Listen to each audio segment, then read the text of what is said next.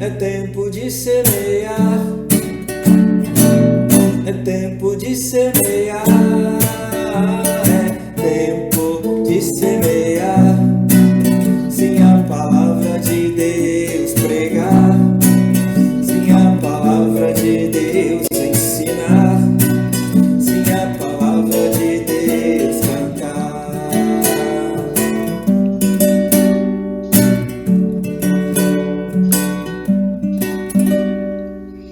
Graça e paz da parte do nosso Senhor e Salvador Jesus Cristo.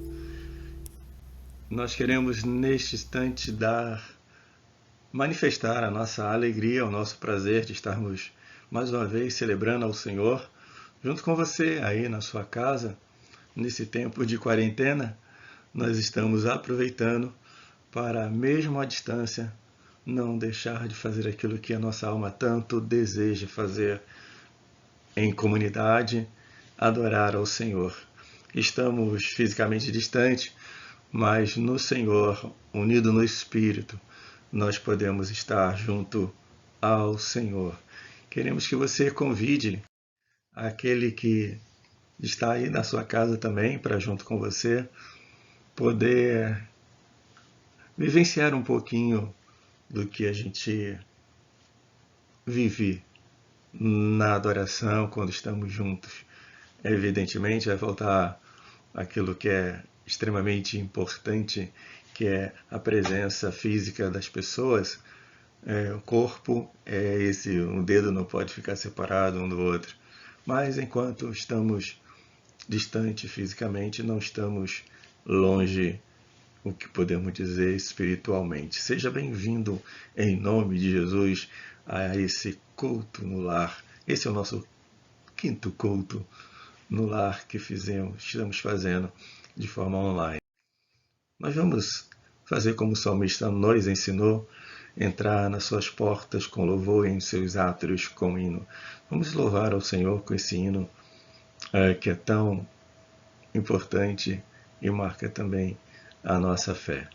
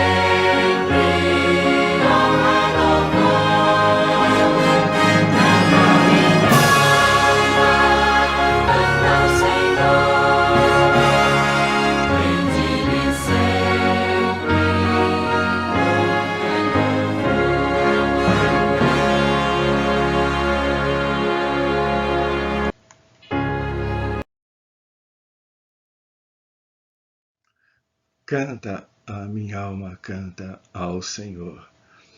Vamos orar nesse momento.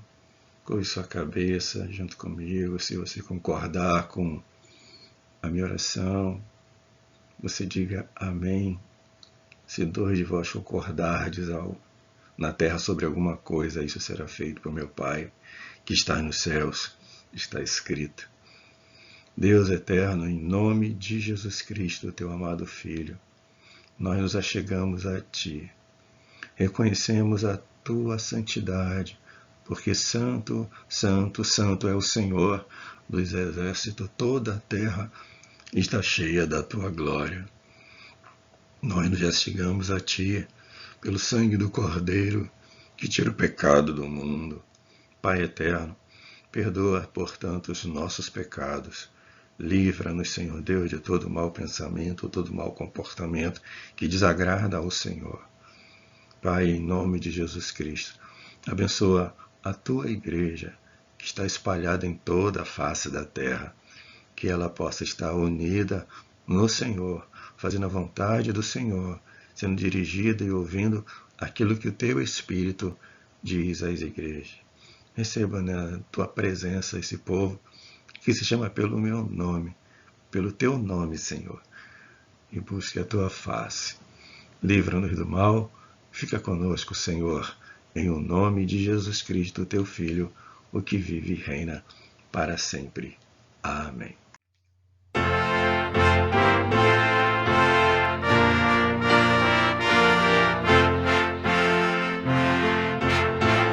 A minha fé, a minha esperança estão firmadas no Senhor. Em nada ponho minha fé, senão na graça de Jesus, no sacrifício remidor, no sangue do bom Redentor. A minha fé e o meu amor estão firmados no Senhor, estão firmados no Senhor. Se não lhe posso a face ver, eu mesmo assim não vou temer. Em cada transe a suportar, vou sempre nele confiar. A minha fé e o meu amor estão firmados no Senhor, estão firmados no Senhor. O seu amor é muito leal, abriga-me no temporal, ao vir cercar minha tentação. É Cristo minha salvação. A minha fé e o meu amor estão firmados no Senhor, estão firmados no Senhor.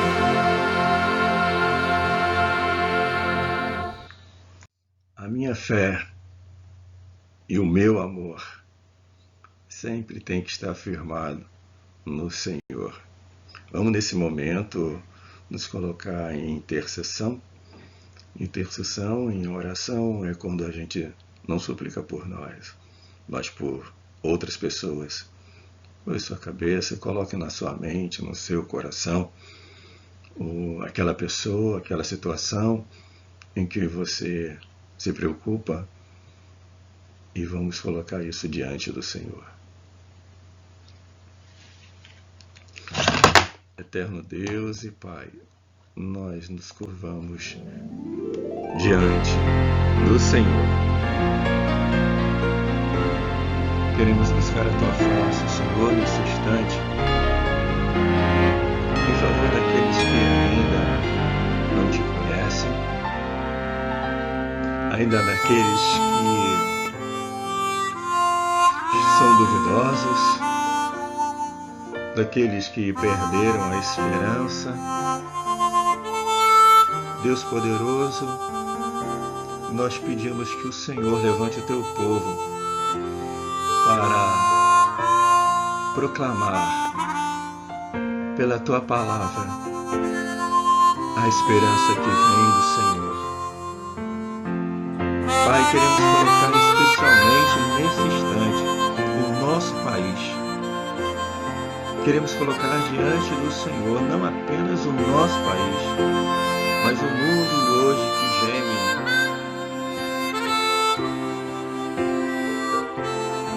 que chora, que pranteia. Deus eterno,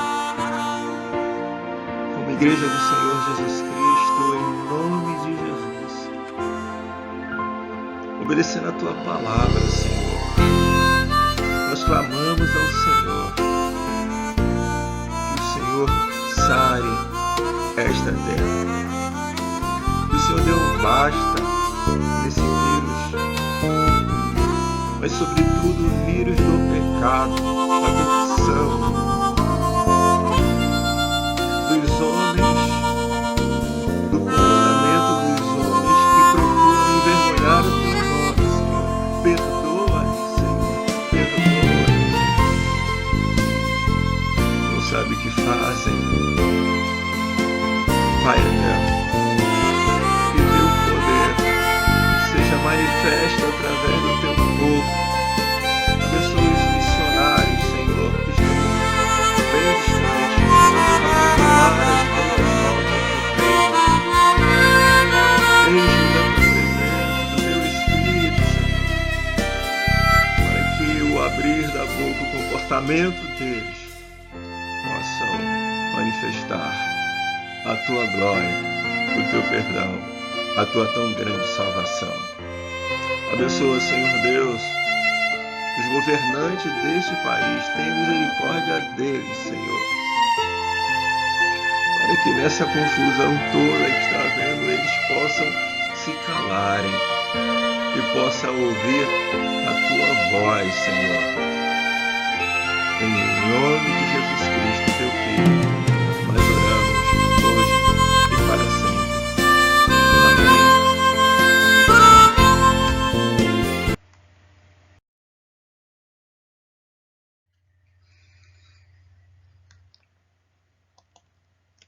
Quero nesse instante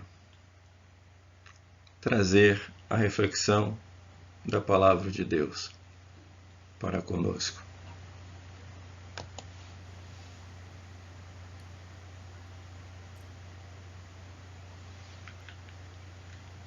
Estamos desenvolvendo uma série de reflexões baseada na temática geral de nossa igreja, que tem como tema principal é tempo de semear. E nesse primeiro momento nós estamos nessa direção, na perspectiva de falar sobre a palavra de Deus. É tempo de semear a palavra. E como subtema, primeiro, nossa reflexão, baseada no Salmo 19, foi semeando a palavra de Deus, que é perfeita. Na segunda reflexão, a gente desenvolveu o tema semeando a palavra que produz a fé. E nesse momento, eu quero, nesse pouco tempo que a gente vai ter junto, quero desenvolver essa temática, semeando a palavra que produz a viva esperança.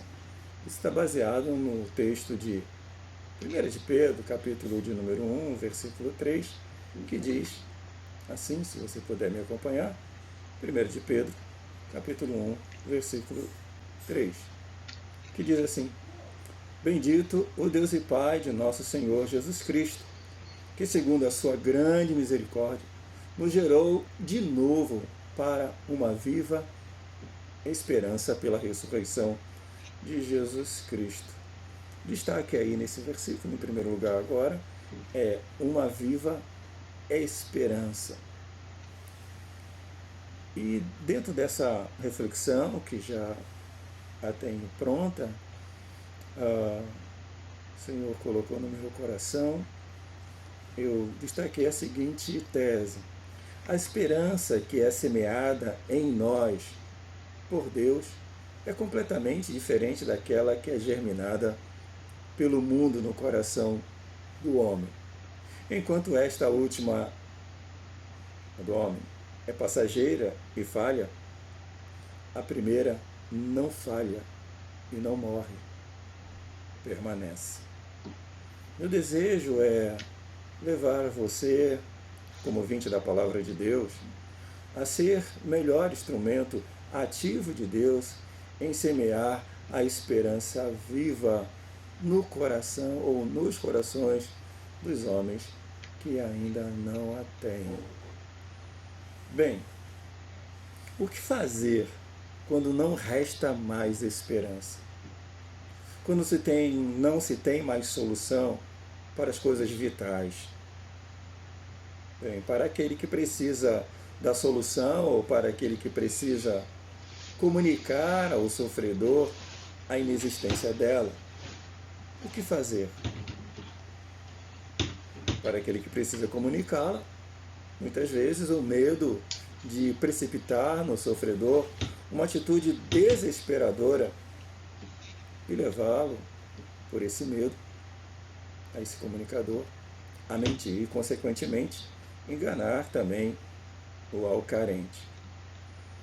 Por outro lado, para o sofredor, que tem a consciência no seu estado sem solução, ou toma consciência dela, a desesperança e ou a entrada do desespero e consequente falta de forças, até mesmo orar, rezar ou apelar para os outros sobrenaturais de acordo com as suas crenças. Lhe faltarão forças para isso e muitas vezes essas faltas de força pode levar então, portanto, à desesperança, que é a irmã gêmea da falta de fé, da incredulidade.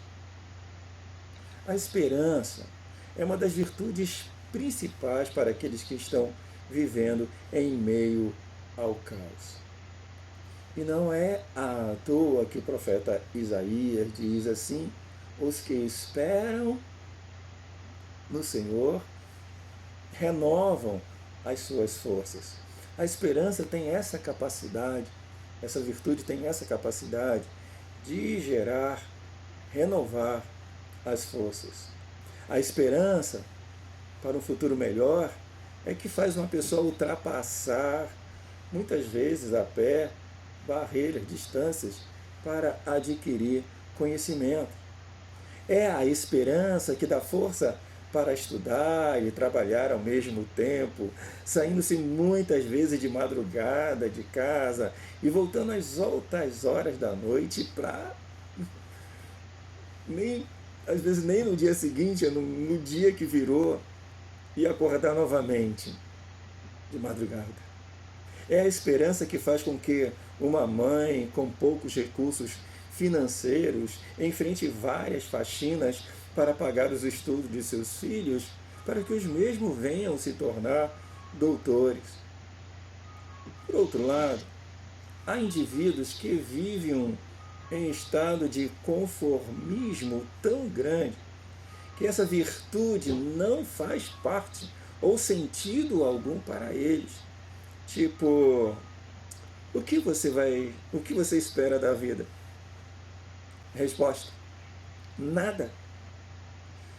Vivem o complexo que eu vou chamar de pagodinho. Deixa a vida me levar. Diante, pois, do fator esperança, então, podemos observar pelo menos 3 comportamentos. São eles: comportamentos que eu chamo os esperançosos. Segundo, os desesperançosos. Terceiro, os asperançosos. Um neologismo meu, colocando para aquelas pessoas que não estão nem aí para a esperança. Portanto, uma pessoa esperançosa é alguém sem sonhos, sem ideais, sem futuro, sem otimismo. Indivíduo que não sente vontade de ir mais além do que está próximo a ele, das coisas que estão próximas a ele. são aqueles que vivem nesse conformismo, que não anseiam nada da vida. E a vida vai levando, até a morte.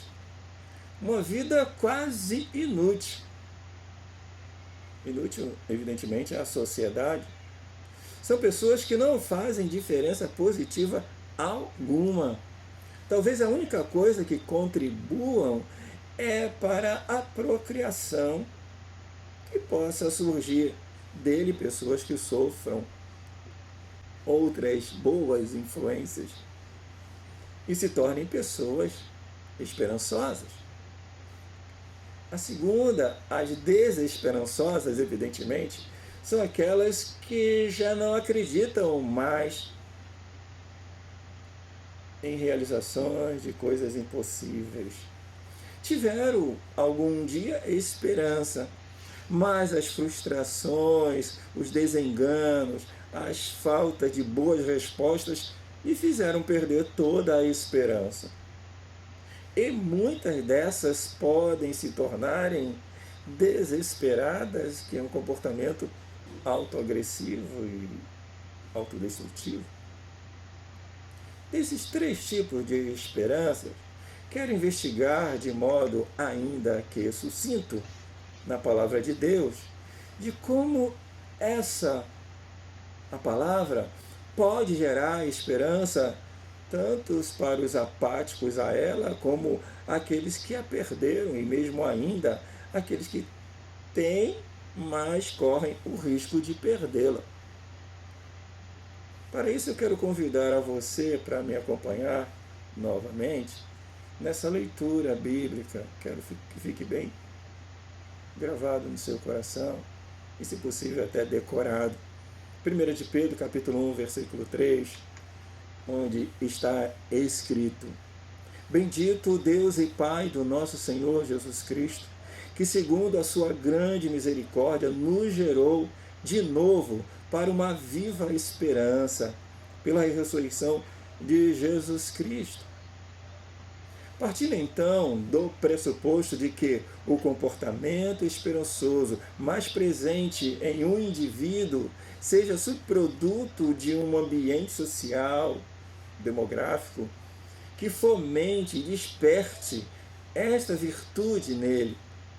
Em termos de ambiente social, falo de convivência com pessoas que sejam elas lutadoras, que vêm na esperança, que vivem na esperança e lutam para alcançarem os seus objetivos, ou mesmo de pessoas que procuram aguçar, sensibilizar a criança para sonhos, ideais.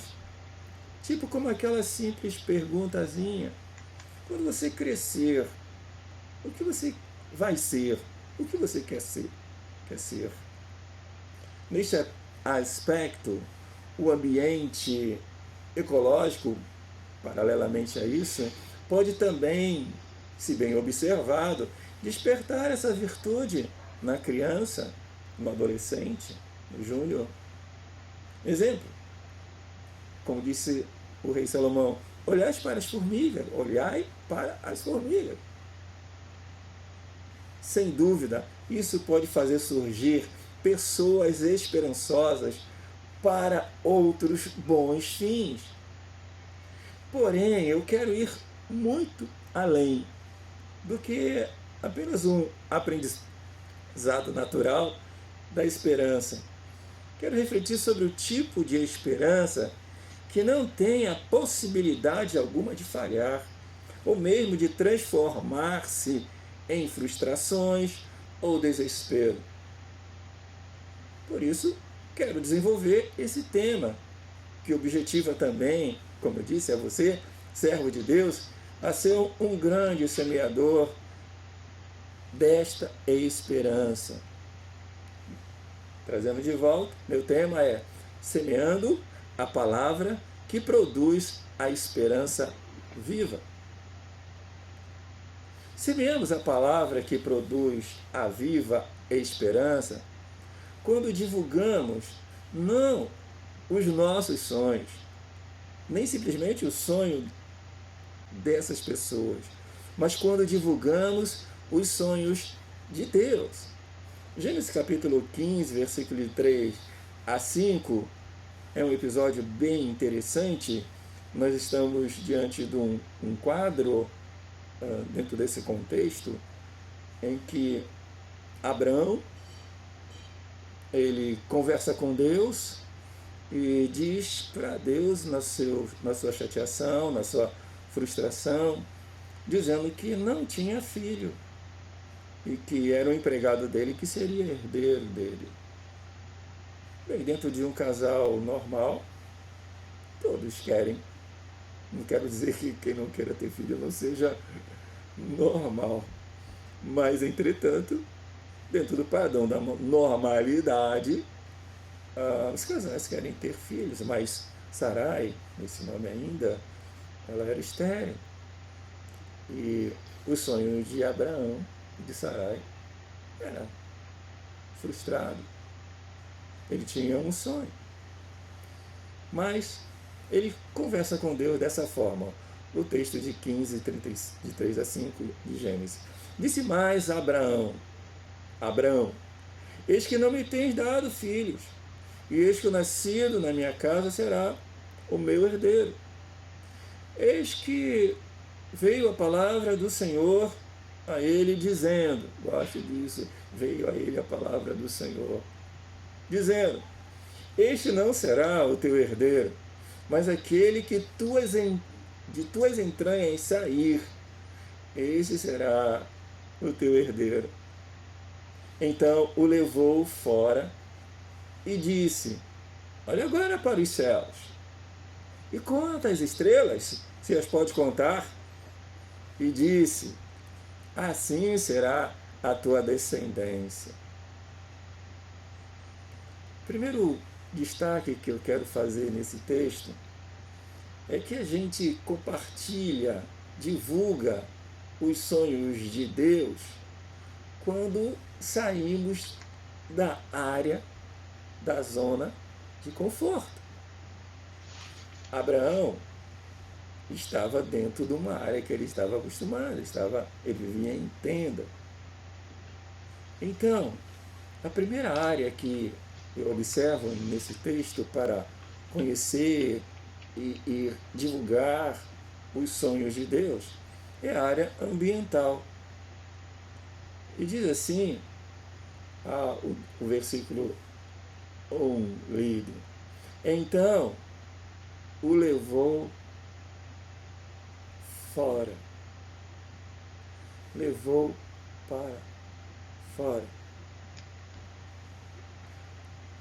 Em Gênesis 12, 1, já começou aí a pré-revelação de Deus, a pré-condição para conhecer os sonhos de Deus.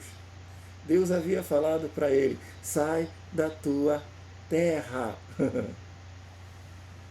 Às vezes a gente vive tão acomodado na nossa casinha, nos nossos afazeres, e partindo disso, os nossos sonhos estão diante da gente. Ou seja, eu penso dentro de uma perspectiva geográfica. Mas se queremos despertar a esperança, ver a esperança viva nas pessoas, nós vamos ter que sair do nosso aconchego. Louva a Deus, porque hoje a gente pode até sair sem sair, pelo menos pela internet.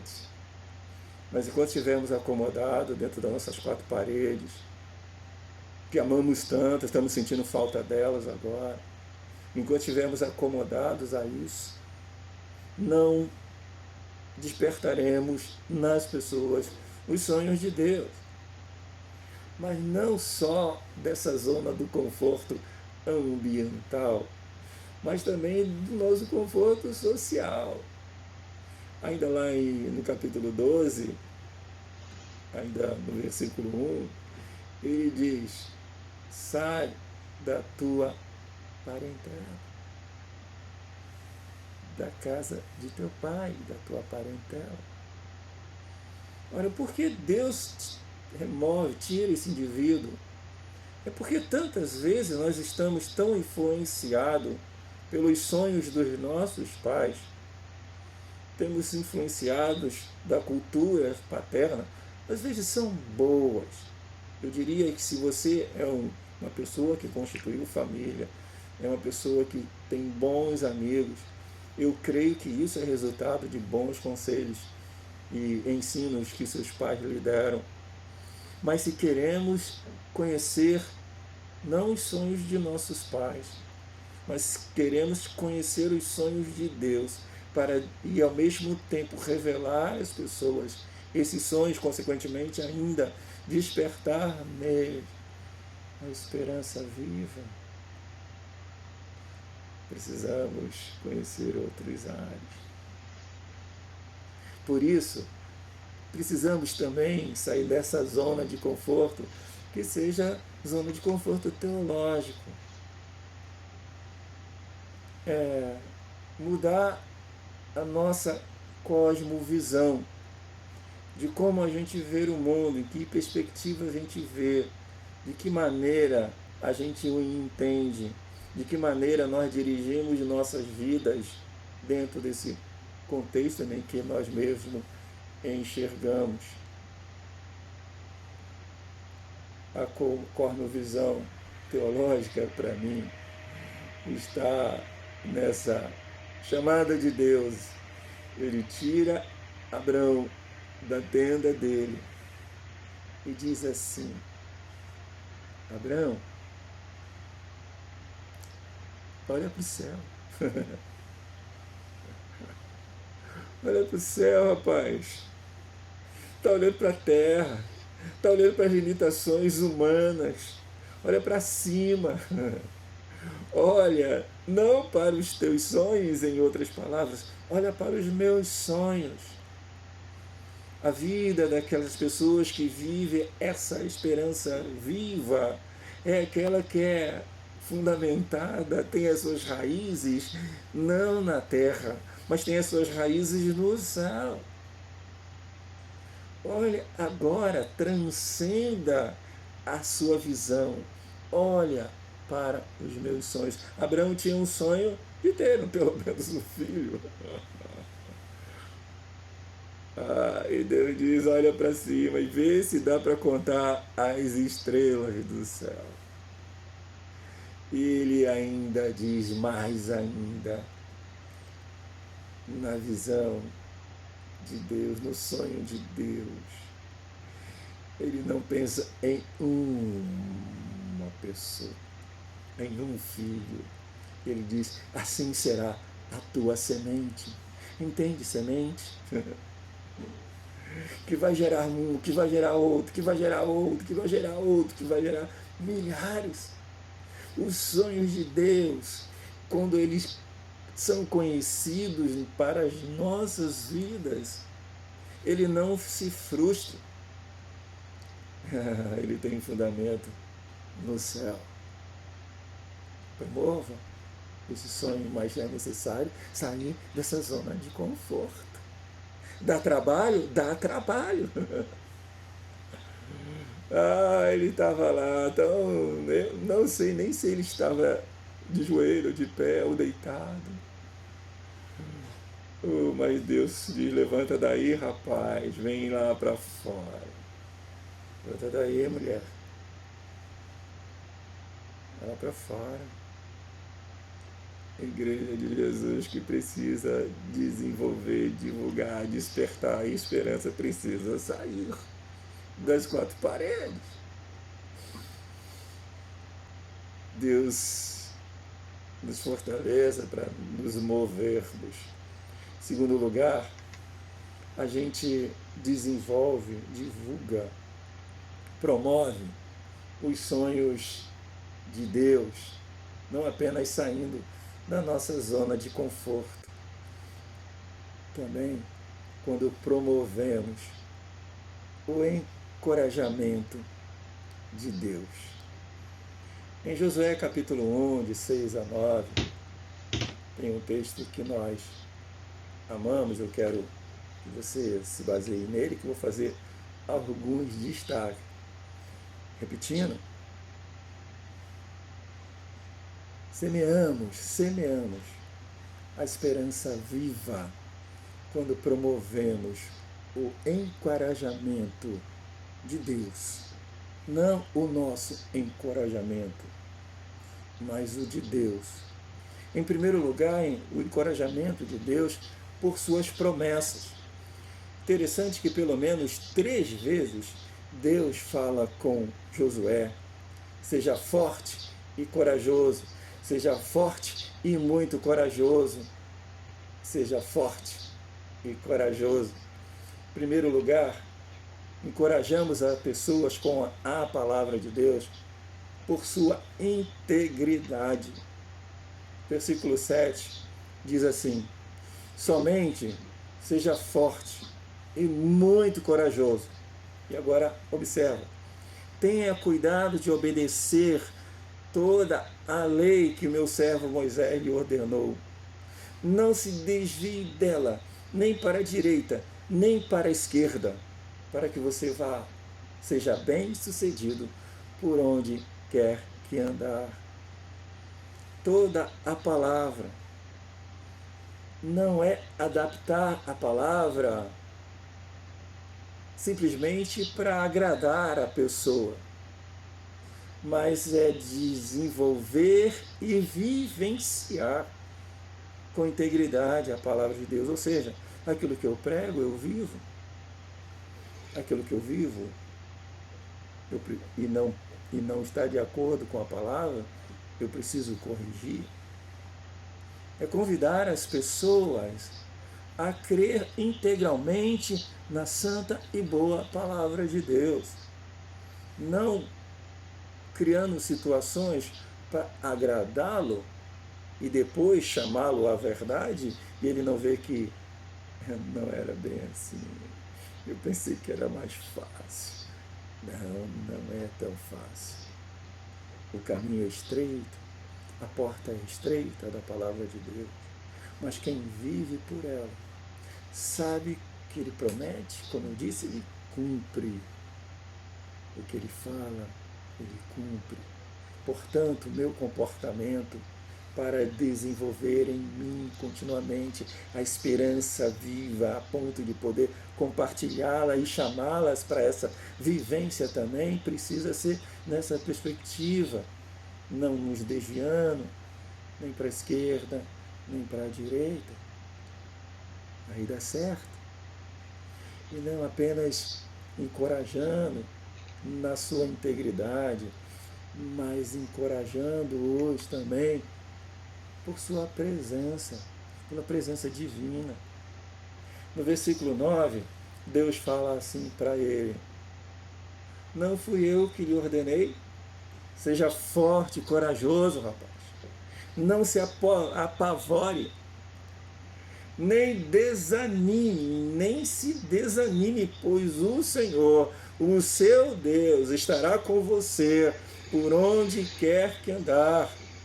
Foi essa mesma fala que Deus, em Cristo Jesus, falou para os seus discípulos, quando ele pensando, Jesus dizendo que estava se despedindo deles: não se turbe o vosso coração, nem se atemorize. Na casa de meu Pai há muitas moradas, se eu não fosse assim, eu vos diria: vou-vos preparar lugar. Eis que estou convosco todos os dias, até a consumação do século. Pessoas desesperançadas, desesperada, ou esperançada, ou seja, não está nem aí para esperança ou desesperança, precisa viver na perspectiva da esperança viva e ser encorajada a estar com Deus, a viver com Deus e perceber que Ele está presente. Eis que estou convosco todos os dias, até a consumação dos séculos. Se você tem essa presença contínua, ainda que as coisas todas estejam complicadas na sua vida, Mas você tem alguém que pode todas as coisas. Você tem alguém que pode sustentar. Você tem alguém que você pode recorrer a pedir perdão quando você erra e não vê mais solução para corrigir os seus erros. Eis que estou convosco até a consumação dos séculos.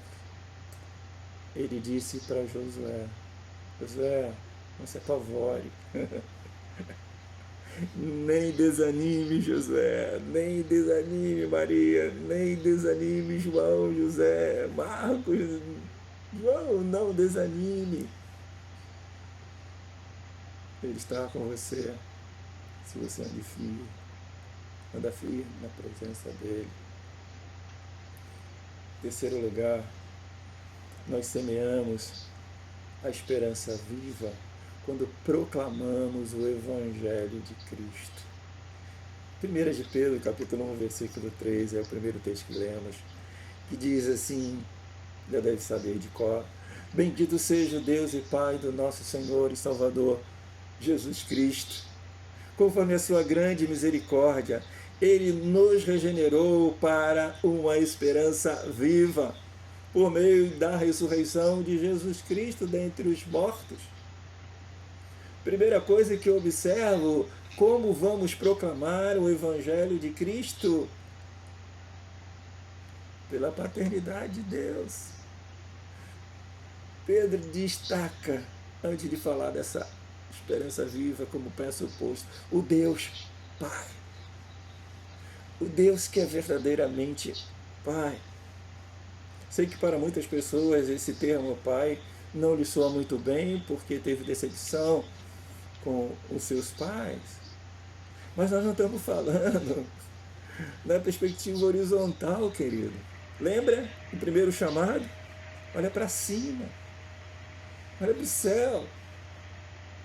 Quando Jesus diz na oração do Pai Nosso que está nos céus, é o Pai que nos gerou, nos criou com as suas próprias mãos. É o Pai que tem nos sustentado, não só de pão vive o homem, mas de toda palavra que sai da boca de Deus. Pela paternidade de Deus, nós herdamos o cuidado de Deus. Teu pai e tua mãe podem te abandonar, mas o Pai Eterno nunca. Esse é o Evangelho que ensinamos. Jesus falou: orai assim, Pai Nosso. É um Pai que você pode recorrer a qualquer hora, a qualquer instante. Ele é eterno, imortal. Segundo, nós desenvolvemos no coração dos homens a semente da palavra de Deus que produz a verdadeira e viva esperança também, quando anunciamos esse Evangelho de Jesus Cristo pela misericórdia de Deus. O verso 3, parte B, diz assim: sua grande misericórdia. Quando o homem se acha culpado, se acha um zero à esquerda, não podemos jamais esquecer que a misericórdia de Deus, ela é grande, tão imensa. Certa vez, o próprio Deus disse: desejaria eu a morte do ímpio, aquele que faz coisas horríveis, inimagináveis à mente humana? Desejaria Deus a morte dele? Não! Porque as suas misericórdias não têm fim. Elas são novas cada manhã. Grande é a fidelidade de Deus. O Evangelho da graça é o Evangelho do nosso Senhor e Salvador Jesus Cristo, pela sua misericórdia. Portanto, nós semeamos essa palavra que produz a verdadeira e viva esperança, não só pela paternidade de Deus, por suas misericórdias, sobretudo por sua graça. O verso 3 diz: por meio da ressurreição de Jesus Cristo dentre os mortos. O Evangelho de Jesus Cristo é Ele verdadeiramente que é essa viva esperança. Eu diria Se você falou muitas coisas da palavra de Deus, Senhor é meu pastor, nada me faltará, e etc, etc, tantos lindos versículos da palavra, ao desesperançado, ao esperançado, ou aquele que está completamente desesperado, mas você não pregou o Evangelho, não foi até o final e não disse, e não provocou nele essa possibilidade dessa viva esperança que nunca falha. A questão é, se você não pregou, não disse ao carente que Deus se fez homem na pessoa do nosso Senhor Jesus Cristo, Jesus de Nazaré, e que Ele se tornou o caminho, a verdade e a vida, e que Ele morreu lá no Calvário, derramando seu sangue precioso para nos perdoar os pecados, foi sepultado, ressuscitou e subiu ao céu e há de voltar um dia que Deus tem marcado para julgar os vivos e os mortos. E aquele que crê nele será salvo, e aquele que nele não crê já está condenado. Você não pregou o Evangelho. Fala de coisas importantes, mas não criou a possibilidade dessa viva esperança brotar no coração do carente. Bem, concluindo, nós semeamos a palavra que produz a esperança viva quando promovemos os sonhos não dos homens, mas sim os de Deus, saindo da nossa zona de conforto, que seja ela ambiental, social, ou conformismo teológico, quando também promovemos o encorajamento, não o nosso, mas o de Deus, por suas promessas, por sua integridade em palavra, por sua presença contínua. Semeamos a palavra que produz a esperança viva quando proclamamos o Evangelho de Cristo. Anuncie a paternidade de Deus. Entende isso? Como Deus se torna Pai dele. Anunciando a misericórdia de Deus. Deus é um Deus misericordioso, independentemente de quem seja a pessoa. O Evangelho de Cristo o alcança. Portanto, nós semeamos a esperança, a palavra que produz a esperança viva, quando anunciamos essa graça, a graça de Deus manifesta em Jesus Cristo, o nosso Senhor.